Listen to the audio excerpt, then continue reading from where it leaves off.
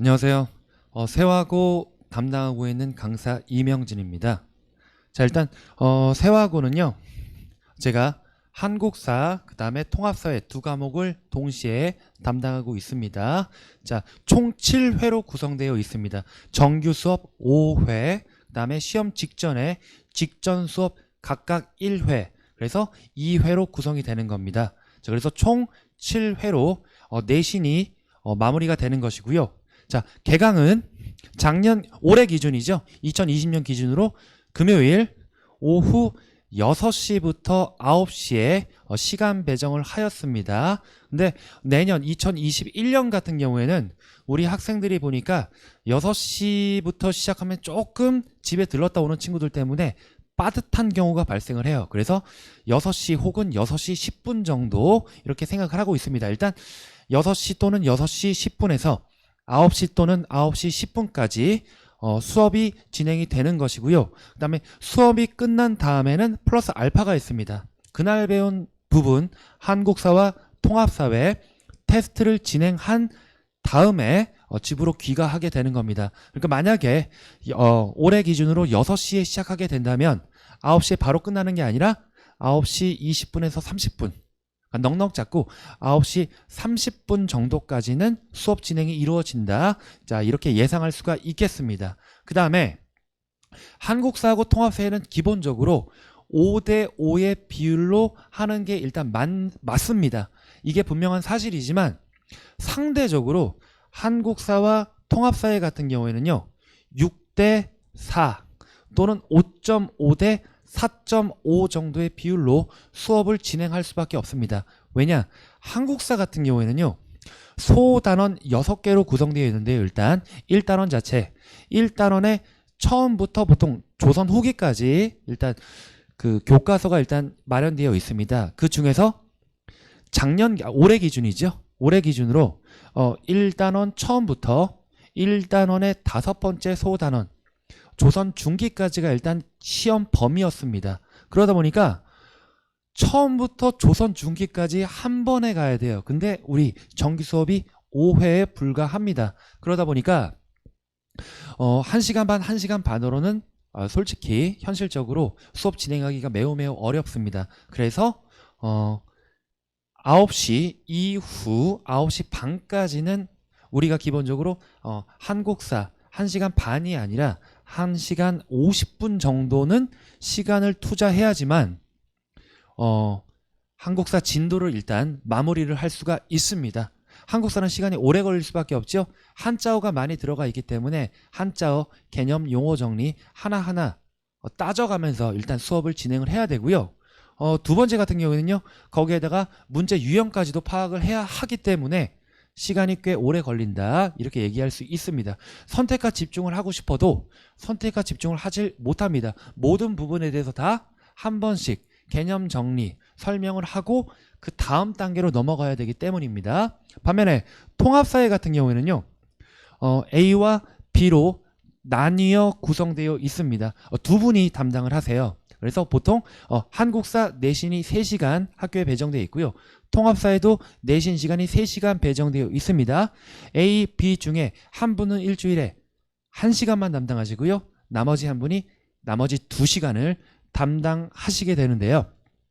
통합사에 한국사는 전체 4단원 중에서 일단 올해 기준으로 1단원 전체까지는 못 나갔고요. 1-5까지 나갔다. 시험 범위가. 반면에 통합사회 같은 경우에는요 두 분이 나눠 맞으시는데 1단원과 4단원을 동시에 진행을 하게 되는 겁니다. 그래서 1, 2, 3, 4, 5, 6, 7, 8, 9 9단원까지가 있는데요 순서대로 나가는 게 아니라 1단원 담당하시는 선생님은 1, 2, 3단원까지 일주일에 1시간씩 담당을 하시게 되는 겁니다. 그래서 예상 중간고사 시험 범위는 1단원 또는 조금 더 많이 들어가게 된다? 그러면 2단원의 첫 번째 소단원까지 들어갈 가능성이 있습니다. 일단 문제가 되는 게 이거예요. 만약에 2단원의 첫 번째 소단원까지 들어가면 조금 문제가 발생하게 됩니다. 왜냐? 이 부분은 세계지리 파트거든요.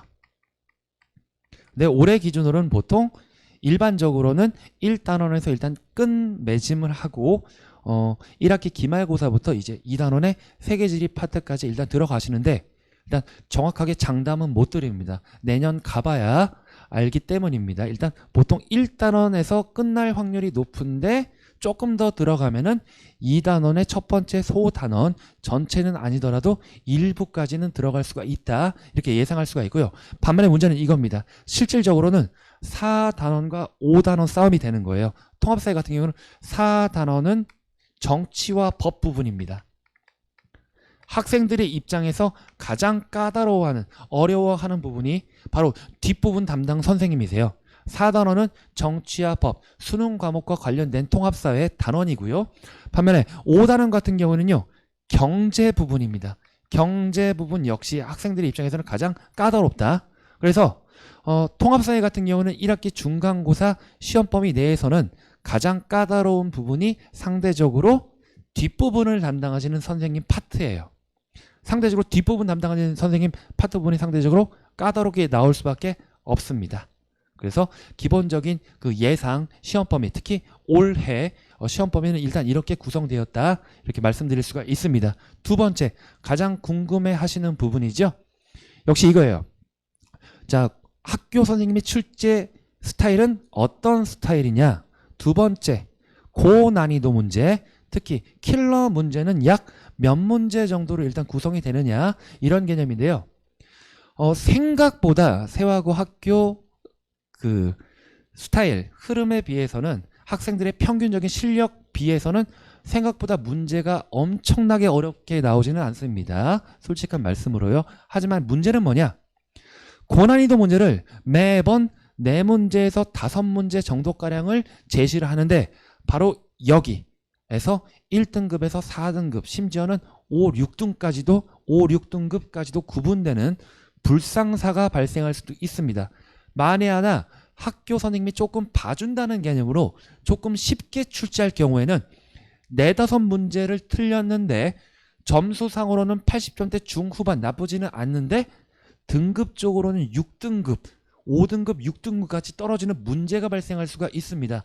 그래서 평균적인 난이도를 우리가 예상하고 생각해보면은 보통 고난이도 문제가 4, 5문제인데요. 실질적으로 상 중에 상 문제에 해당하는 객관식 1문제, 주관식 서술형 1문제, 그래서 최상급의 개념, 가장 까다롭게 나온 객관식 문제하고 서술형 문제를 대비해보면요, 2문제 정도가 되는 겁니다. 그래서 4, 5문제지만 실질적으로 1, 2등급, 1, 2, 3등급까지 구분되는 것은 객관식 1문제, 주관식 1문제, 그래서 도합 2문제다라고 할 수가 있습니다.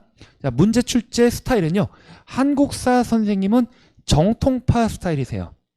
그래서 수능 모의고사 스타일로 꼼꼼하게 정리한 친구들이 좋은 성과를 거둘 수밖에 없습니다. 그 말은 중요한 것만 바짝 공부해서는 절대로 좋은 성과가 안 나온다는 개념이겠죠. 그래서 시간 투자를 많이 한 친구들, 정통파 스타일로 꼼꼼하게 공부한 친구들이 세화고에서는 만점 1등급에 해당하게 되는 겁니다. 한국사 같은 경우에는 만점을 받아야지만 1등급이 보장되는 학교가 세화고입니다. 만점을 노리면서 공부를 해야 됩니다. 그렇기 때문에 올해 같은 경우에는 특히 한국사 교과서 개정 첫 해였습니다.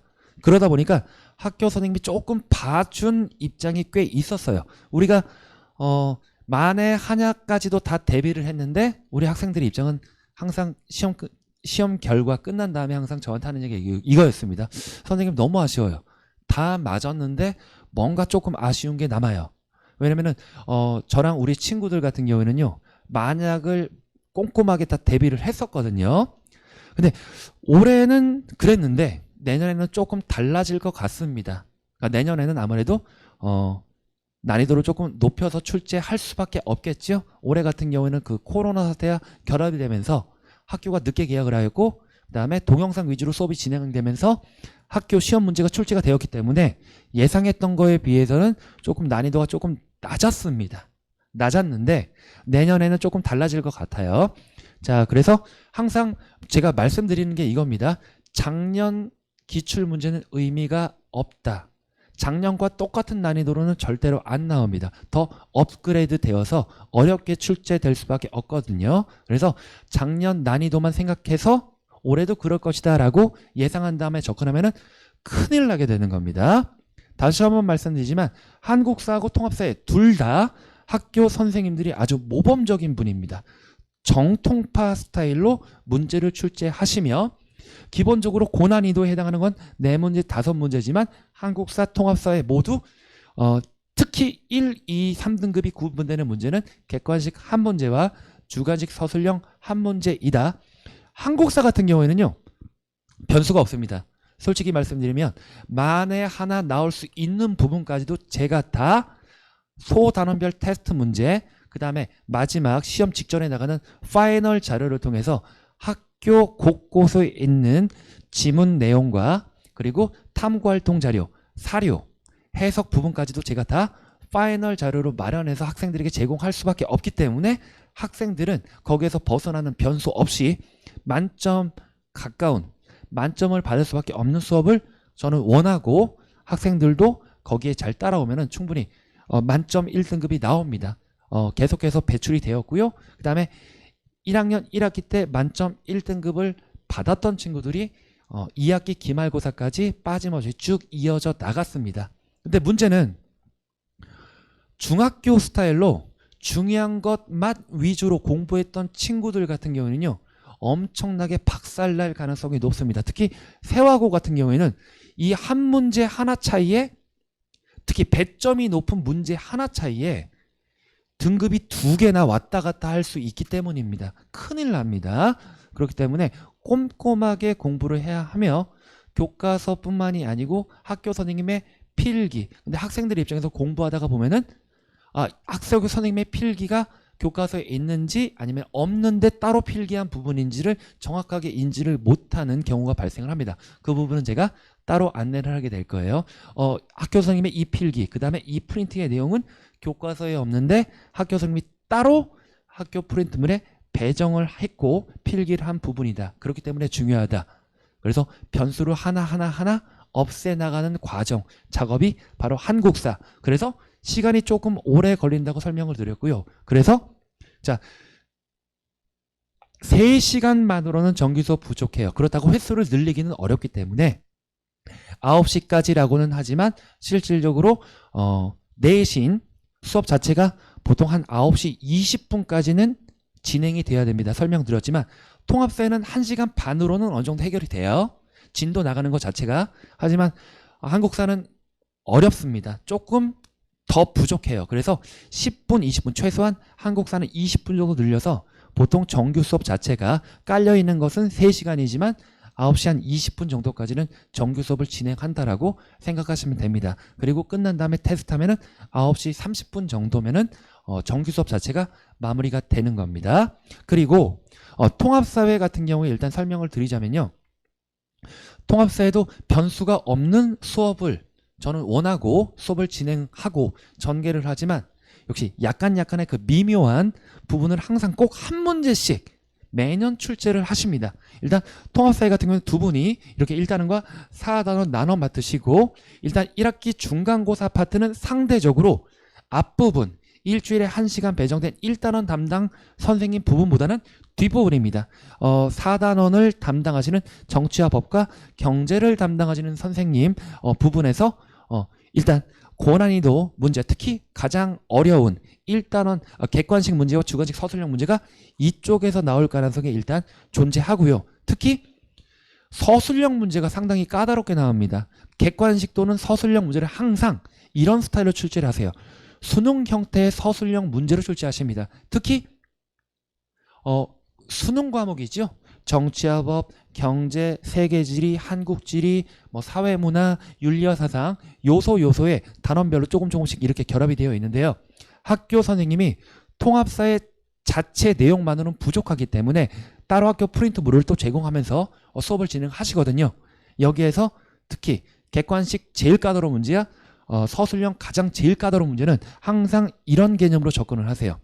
도표, 수능 스타일의 도표와 그래프를 제시한 다음에 이것을 해석하는 유형인데 그 부분에서 특히 수학적인 요소가 결합이 된 일명 산수 문제, 상대적인 비율 비중의 개념인 퍼센트의 개념과 절대적인 그 수치, 몇 명이냐의 개념인 절대적인 그 수치를 해석하는 문제를 출제를 합니다. 근데 그 문제의 배점이 상당히 높습니다. 그래서 만약에 통합사회 같은 경우에는 객관식 다 맞았는데 서술형 이 문제가 한 문제가 아니라 한 문제 안에서 또 작은 문제가 또 두 문제, 세 문제, 네 문제까지도 출제가 돼요. 꼬리 문제가 출제가 됩니다. 그 배점 자체가 거의 10점에 가까워집니다. 그렇기 때문에 이 부분에 대해서도 통합사회 일단 1차적으로 진도를 마무리 짓고 마감을 한 다음에 최종적으로는 역시 학교 선생님이 가장 좋아하시는 부분, 어느 부분에서 어떻게 나올지는 장담을 못합니다. 그렇기 때문에 변수를 없애기 위해서 아예 1학기 중간고사에 여태까지 나왔던 통합사회 1학기든 2학기든 간에 통합적으로 나왔던 이와 관련된 문제를 다 안내를 할 것이며 풀이를 할 예정입니다. 그러면은 시험 범위를 벗어나서 어떻게 나오는지 그 마지막 단원까지 나왔던 부분 유형을 다 파악하게 된다면 어느 정도 새로운 유형으로 나오더라도 어느 정도는 감을 잡은 상태이기 때문에 조금 더 수월하게 시험 문제 마무리 지을 수 있지 않을까 이렇게 생각하고 있습니다. 저 같은 경우에는 변수가 없는 수업을 원합니다. 그리고 실제 진행을 하고 있습니다.